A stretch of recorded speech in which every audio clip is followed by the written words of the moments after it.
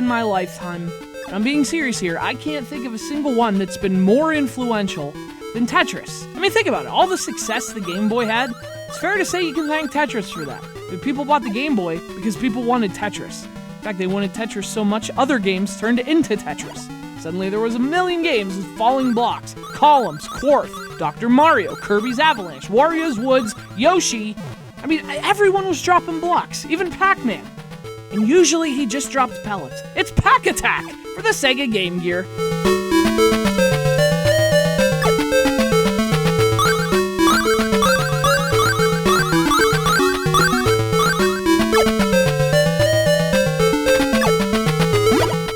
The interesting thing about all these post-Tetris puzzle games that are kind of like Tetris is, it's not that they were basically copying Tetris, it's how blatant they were about it. Like, they weren't hiding anything. There was no attempt to hide what these games were, and no one cared because everyone loved Tetris. So why not have more games like Tetris? It's a valid question. And the best ones at least put their own spin on things. Like Dr. Mario. That game took a totally different approach. Pac-Attack isn't quite Dr. Mario. This one's just... Look, it's 90% Tetris. There's no denying that. But where the game gets interesting is in that 10%. That part's actually something fresh and new.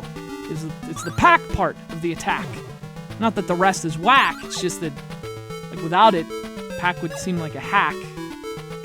Ms. Pac-Man has a nice rack.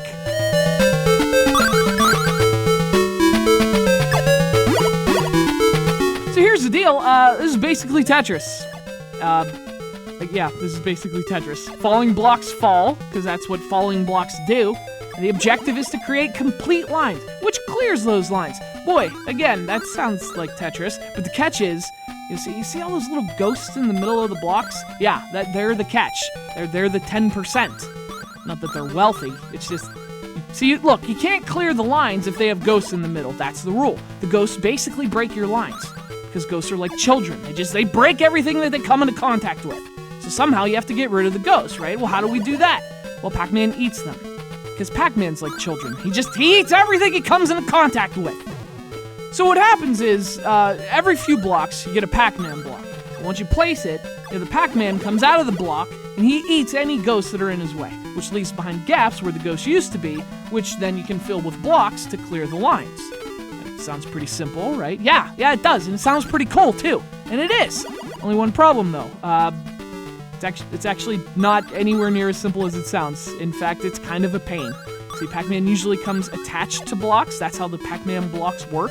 And a lot of the times, the blocks that he's attached to get in the way of the ghosts you need him to eat.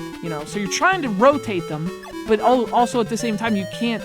It's just a pain in the ass. I mean, it's really, really hard and even a little confusing to get Pac-Man in the right spot, especially considering that you can't turn him. That's the main thing. Whichever direction Pac-Man happens to be facing, you have to make that direction work. And that direction doesn't always work.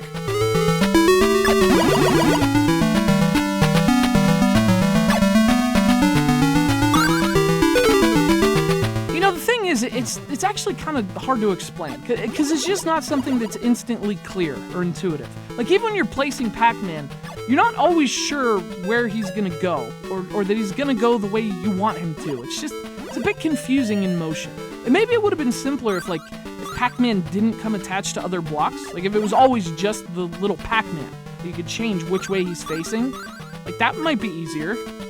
Then again, maybe that would be too easy. Look, I don't know. What I do know is, what seems like a very clever little twist on Tetris ends up feeling kind of sloppy in execution. I still think it's a very cool idea, and it's not a bad game by any means, but the gameplay never lives up to the idea. It's okay. Do you know what? Hey, that's okay. There's nothing wrong with just a decent puzzle game, especially on a handheld, especially the Game Gear. Look, I've always been a big fan of the Game Gear. Its games still look good, to this day, and Pac-Man's no exception. Really good presentation, both in the visual and audio departments.